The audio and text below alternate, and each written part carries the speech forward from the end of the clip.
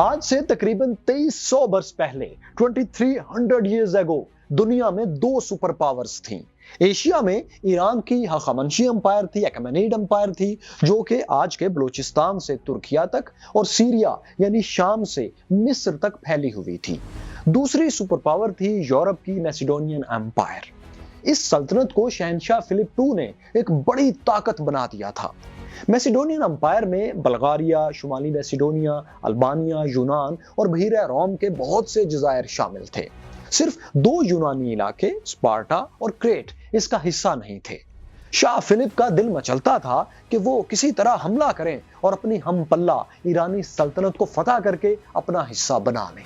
इसके लिए उन्होंने एक ऐसी फौज भी तैयार कर ली थी जिसके सिपाहियों के नेज़े खास तौर पर लंबाई में ज्यादा रखे गए थे ताकि दुश्मन की सफों को चीरते हुए वो आसानी से आगे बढ़ सकें। लेकिन हुआ ये कि 336 BCE में अचानक एम्परर फिलिप को उनके गार्ड ने खंजर घोंप कर कत्ल कर दिया। बादशाह की मौत के बाद उनके 21 साला बेटे अलेक्जेंडर III मैसिडोनिया के हुक्मरान बने। किंग फिलिप के इस बेटे को तारीख अलेक्जेंडर द ग्रेट के नाम से जानती है। मैं हूं फैसल वड़ाइच और देखो सुनो जानो की generals and battle series season 3 की पहली किस्त में हम आपको इसी जनरल की कहानी दिखाएंगे।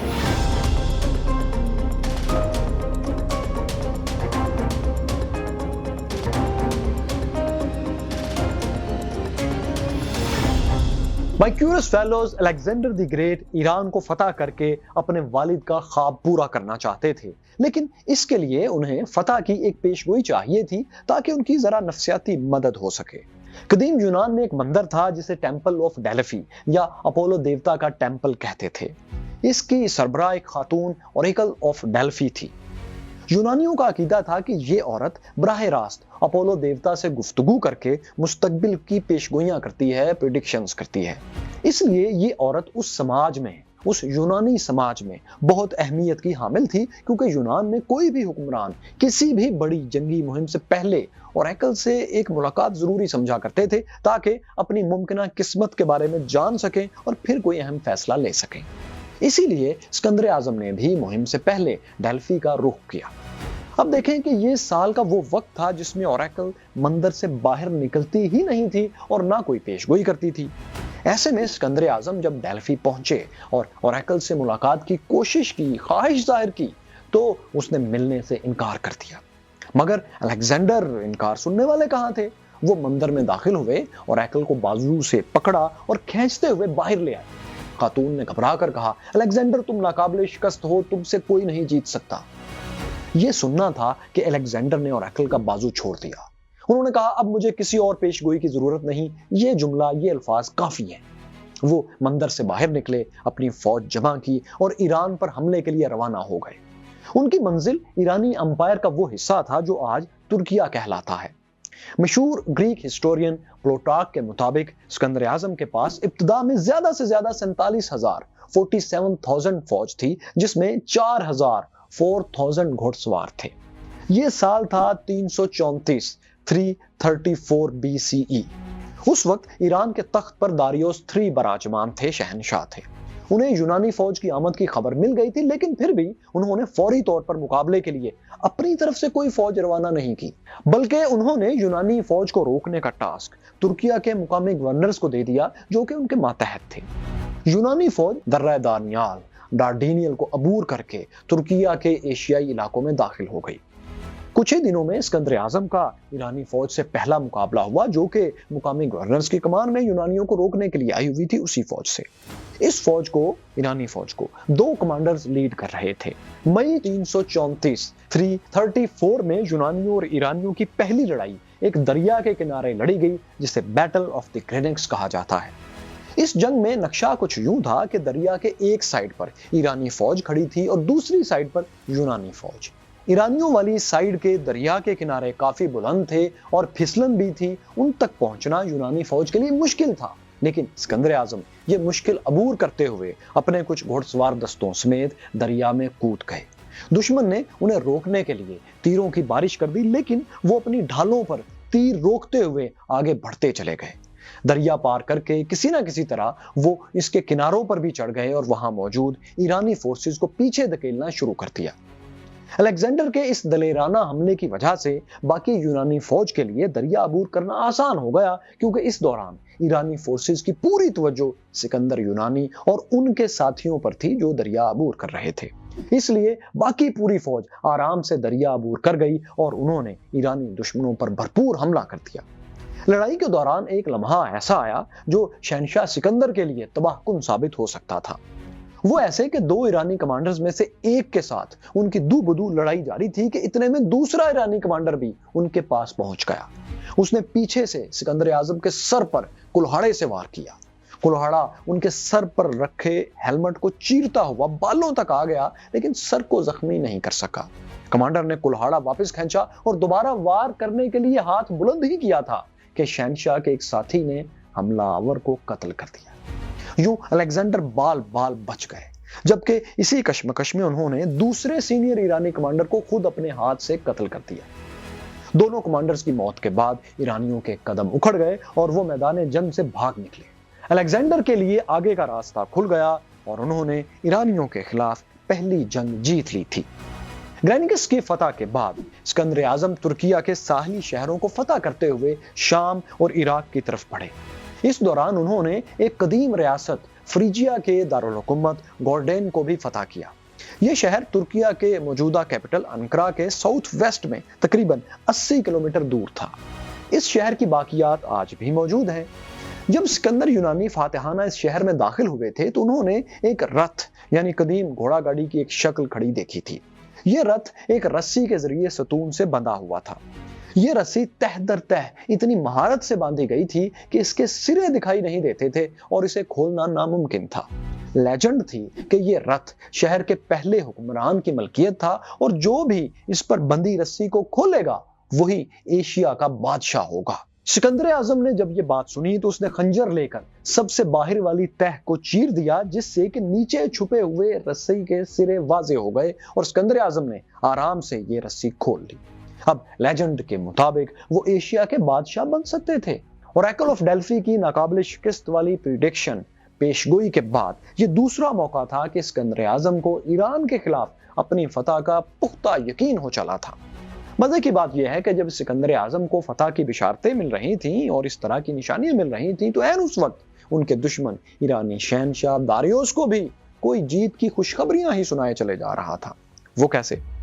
وہ ایسے دوستوں کہ ایک رات شہنشاہ داریوس نے خواب دیکھا کہ ان کے سامنے یونانی فوج کھڑی ہے، یونانی فوج کے گرد آگ لگی ہوئی ہے، سکندر اعظم ایک ملازم کے لباس میں سامنے کھڑے ہیں اور پھر وہ ایک ایرانی مندر میں داخل ہو جاتے ہیں اور سکندر اعظم وہاں سے پھر کبھی باہر نہیں آتے۔ ایرانی شہنشاہ نے صبح اٹھ کر درباری نجومیوں سے اس خواب کی تعبیر پوچھی۔ ایک نجومی نے انہیں یہ بتا کر خوش کر دیا کہ شہنشاہ سکندر اعظم کو شکست دے لیں گے، یعنی داریوس جیت جائے گا، یونانی فوج تباہ ہو جائے گی اور الیگزینڈر بھی یا تو مارے جائیں گے یا بھاگ جائیں گے۔ داریوس 3 یہ تعبیر سن کر خوشی سے پھولے نہیں سمائے۔ انہوں نے فیصلہ کیا کہ وہ خود فوج لے کر سکندر اعظم کے مقابلے پر جائیں گے اور انہیں شکست فاش دے کر اپنا نام عظیم فاتحین میں لکھوائیں گے جنہوں نے میسیڈونین امپائر اس وقت کی ایک سپر پاور کو شکست دے دی۔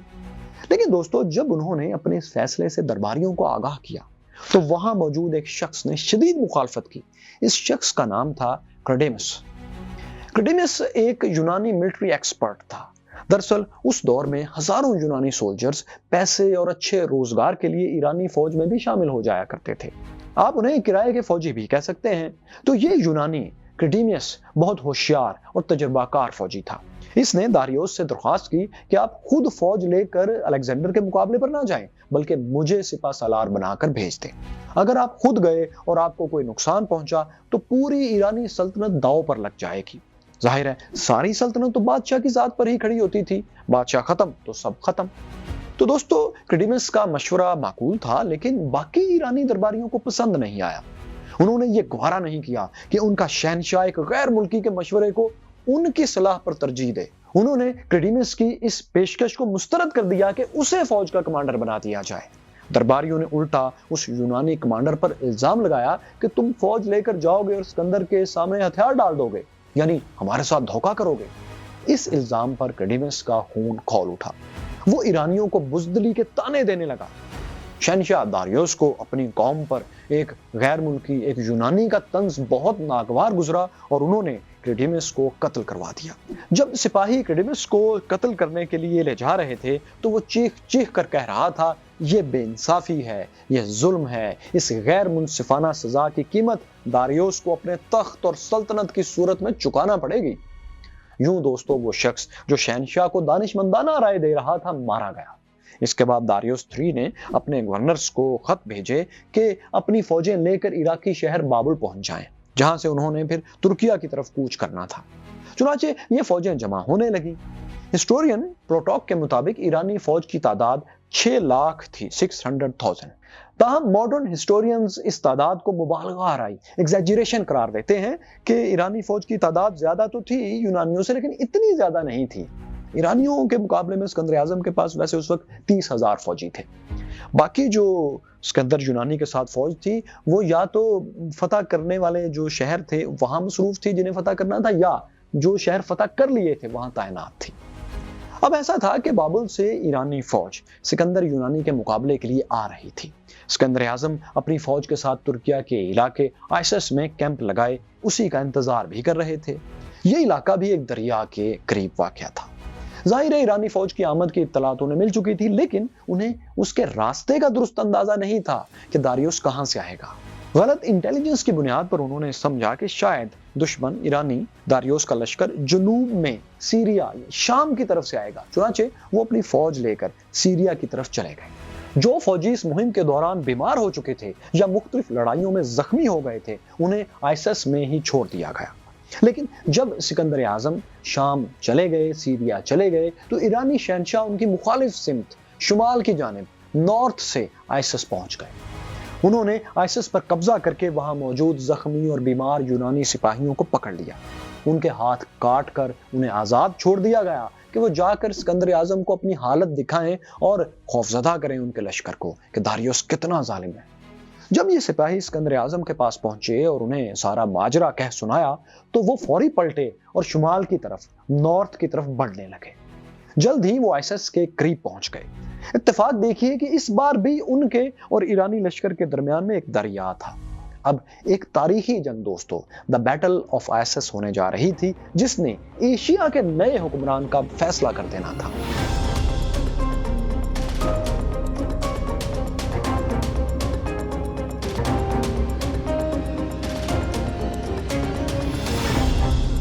मैक्यूरस फैलोज जिस जगह जंग होने जा रही थी उसका जोग्राफिया ईरानियों के नहीं बल्कि यूनानियों के हक में था।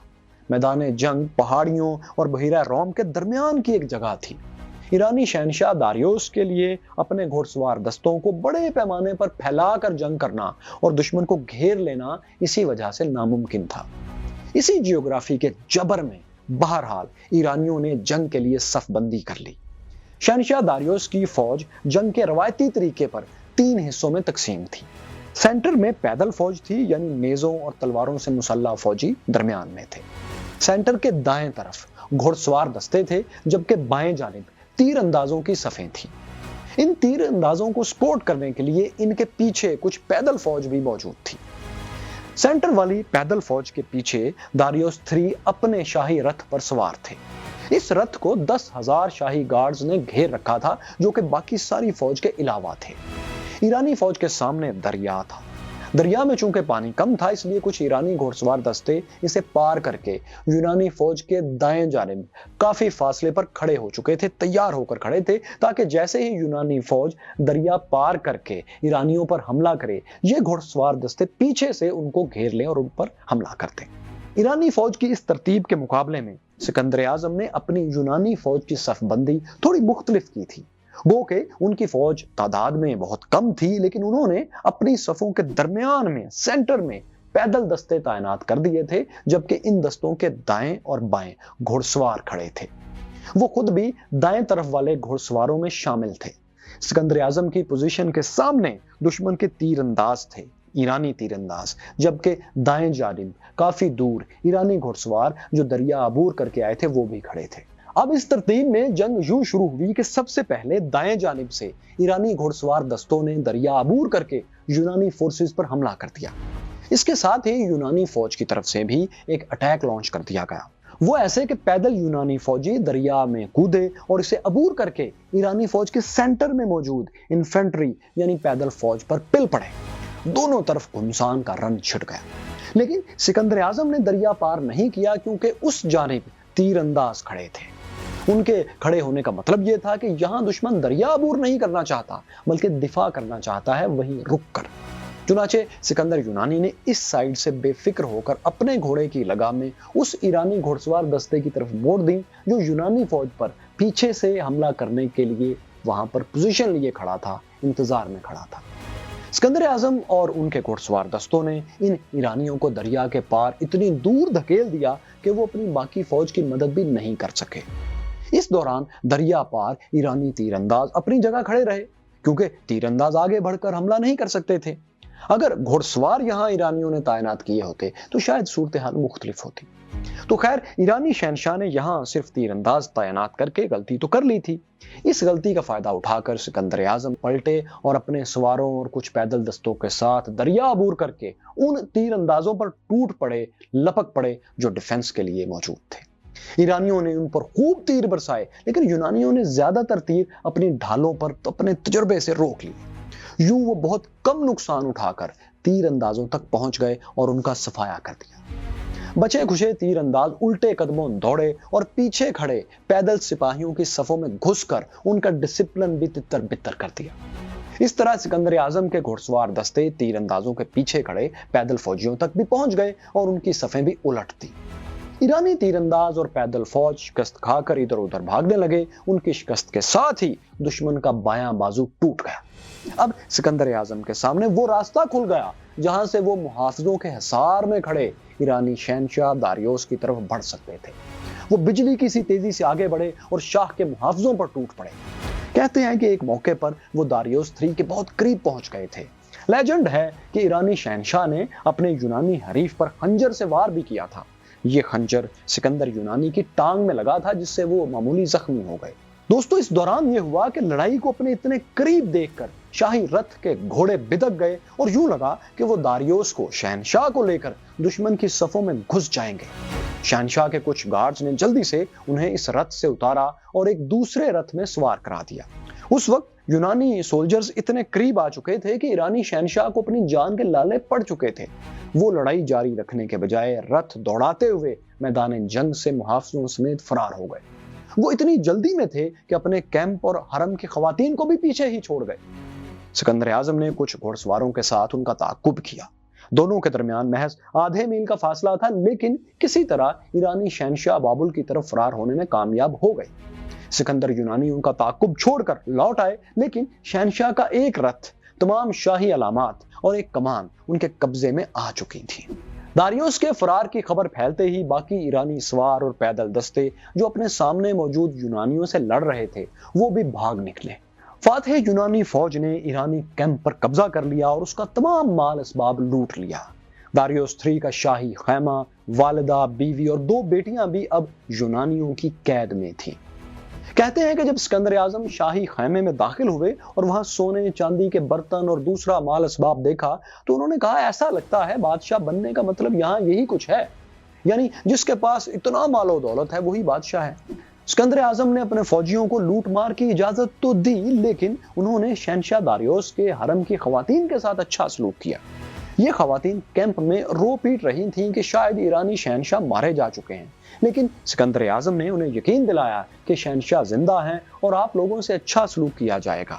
کہتے ہیں کہ ایرانی شہنشاہ کی بیوی اور بیٹیاں بہت خوبصورت تھیں، حسین تھیں، لیکن سکندر اعظم نے نہ صرف یہ کہ انہیں اپنے سے دور رکھا بلکہ اپنے درباریوں کو بھی منع کر دیا کہ ان کے سامنے ان کی خواتین کی خوبصورتی کا ذکر ہرگز نہ کیا جائے۔ ان خواتین کے خیمے بھی ایسی جگہوں پر نصب کر دیے گئے جہاں ان کی آوازیں بھی عام سپاہیوں کو سنائی نہیں دیتی تھیں۔ غالباً اس کی وجہ یہ تھی کہ سکندر یونانی کسی عورت کی خوبصورتی کا شکار ہو کر اپنے فوجی مقاصد سے ہٹنا نہیں چاہتے تھے۔ وہ خود بھی کہا کرتے تھے کہ سونا اور جنسی لذت وہ 2 چیزیں ہیں جو مجھے احساس دلاتی ہیں کہ میں ایک فانی انسان، ایک مورٹل ہوں۔ شاید انہیں اپنے فانی ہونے کے احساس سے چڑ تھی، اس لیے انہوں نے ایرانی خواتین کو خود سے دور رکھا، کیونکہ وہ سمجھتے تھے کہ انہیں امورٹل ہونا ہے۔ हालांकि चंद बरस बाद उन्होंने दारियोस की एक बेटी स्टेट्रा से बहरहाल शादी भी की। माय क्यूरियस फेलोज, आइसिस में फतह के बाद सिकंदर आजम दोबारा शाम में दाखिल हो गए। शाम, सीरिया और मौजूदा लिबनान के कई साहिली शहरों ने तो बादशाह की शिकस्त का सुनकर फौरी तौर पर खुद ही हथियार डाल दिए। हत्ता के बहिरा रोम के जजीरा साइप्रस ने भी सिकंदर यूनानी की अतात कबूल कर ली। लेकिन एक लिबनानी शहर सोवर, जिसे इंग्लिश में टायर कहते हैं, उसने हथियार डालने से इनकार कर दिया। इस शहर का मरकजी हिस्सा साहिल से कुछ दूर एक जजीरे पर वाक़या था। सिकंदर आजम के पास उस वक्त बहरी बेड़ा नहीं था, इसलिए शहर वालों को लगता था कि सिकंदर टायर को फतह नहीं कर सकेंगे। लेकिन सिकंदर यूनानी हार मानने वाले नहीं थे। उन्होंने लकड़ी और पत्थरों की मदद से साहिल से शहर तक एक पुल तामीर कर दिया। शहर वालों ने अपने बहरी जहाजों के जरिए इस पुल पर भरपूर हमले किए, हत्ता के शिप्स में आग लगाकर उन्हें पुल से टकरा दिया। लेकिन आखिर में सिकंदर आजम ये पुल तामीर करने में कामयाब हो ही गए। इस दौरान साइप्रस और दूसरे साहली शहरों से उन्होंने 200 से ज्यादा बहरी जहाज भी मंगवा लिए। यूं उनके पास शहर वालों से भी ताकतवर बहरी बेड़ा तैयार हो गया। फिर पुल की तरफ से सिकंदर आजम की जमीनी फौज और समंदर की तरफ से नेवी ने भरपूर हमला किया। सिकंदर आजम खुद भी एक दस्ते के साथ बहरी जहाज पर सवार इस हमले को लीड कर रहे थे। यूनानी बेड़े ने जुनूब की तरफ से किले की दीवार का कमजोर हिस्सा तोड़ दिया और सिकंदर आजम अपनी फोर्स के साथ शहर में दाखिल हो गए। इस दौरान पुल की तरफ से हमला करने वाले फौजी भी दीवारें फलांग कर अंदर आ गए। यूं ये शहर फतह हो गया। यूनानियों ने यहां कत्लेआम किया और दुश्मन के 5000 सिपाहियों और 4000 शहरियों को मौत के घाट उतार दिया। 20 से 30 हजार शहरी गुलाम बनाकर बेच दिए गए। ताहम जिन लोगों ने शहर के मरकजी टेंपल इबादतगाह में पनाह ले ली थी, उन्हें सिकंदर यूनानी ने माफ कर दिया। यूं 332 BCE में टायर भी यूनानी कब्जे में आ गया। सिकंदर आजम ने जो पुल तामीर किया था, उसके साथ साथ समंदर से मिट्टी और पत्थर वगैरह जुड़ते चले गए और ये पुल और जजीरा बाकायदा जमीन का हिस्सा बन गए, दोनों आपस में मिल गए। ये शहर आज भी कायम है और इसकी बुनियादों में कहीं उस पुल की बाकियात आज भी हैं, जिन्होंने इसे कभी मेनलैंड से कुछ देर के लिए जोड़ा था। सोवर की फतह के बाद सिकंदर आजम गाजा पहुंचे। इस शहर ने भी मुजाहमत की कोशिश की। इसका किला एक बुलंद पहाड़ी पर बना हुआ था। सिकंदर आजम ने मंजनेके नस्ब करके इस पर पत्थर बरसाए, लेकिन मामला यूं था कि पत्थर इस बुलंद शहर की दीवारों तक पहुंचते ही नहीं थे, या पहुंचते थे तो पूरी ताकत से नहीं पहुंच सकते थे। किले की दीवारें तोड़ने के लिए यह जरूरी था कि मंजनेकों के पत्थर पूरी कुव्वत से दीवार से टकराएं तो सही, निशाने पर तो लगे। इसके लिए मंजनेकों का ऊंची जगह होना बहुत जरूरी था, मगर शहर के करीब तरीन कोई ऐसी ऊंची जगह थी ही नहीं। सिकंदर आजम ने इसका एक हल निकाला। उनके हुक्म पर यूनानी फौज ने शहर के चारों तरफ मट्टी के ढेर लगाकर छोटी छोटी पहाड़ियां सी बना दी, जो दीवार के बराबर बुलंद थी। फिर इन पहाड़ियों पर मंजनेके कैटापुल्ट्स नस्ब करके दीवारों पर इतना शदीद पथराव किया गया कि ये दीवारें कई जगहों से टूट गई। इसके बाद चारों तरफ से यूनानी फौज शहर में दाखिल हो गई और उसका अंजाम भी वही हुआ जो सोवर का, टायर का हुआ था, यानी इसे तबाह बर्बाद कर दिया गया, इसके शहरियों को गुलाम बनाकर बेच दिया गया। अब मिस्र की बारी थी, लेकिन दोस्तों मिस्र में जो कुछ हुआ उसने सिकंदर आजम को हैरान कर दिया।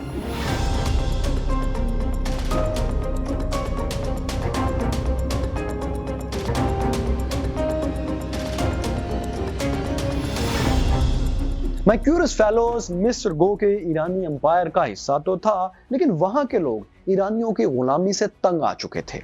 जब सिकंदर यूनानी मिस्र में दाखिल हुए तो मिस्रियों ने उनका इस्तकबाल यूं किया गोया वो उनके निजात दहिंदा हैं, उनके लिए सेवियर बन के आए हैं।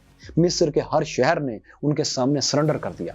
सिकंदर आजम जहां जाते लोग उन पर फूल फेंकते और उनके हक में नारे लगाते। अलेक्जेंडर द ग्रेट को मिस्र के कदीम दारुल हुकूमत मेम्फिस, जिसका अरबी नाम मनफ था, वहां ले जाया गया, जो मौजूदा काहिरा के करीब ही वाक़या था।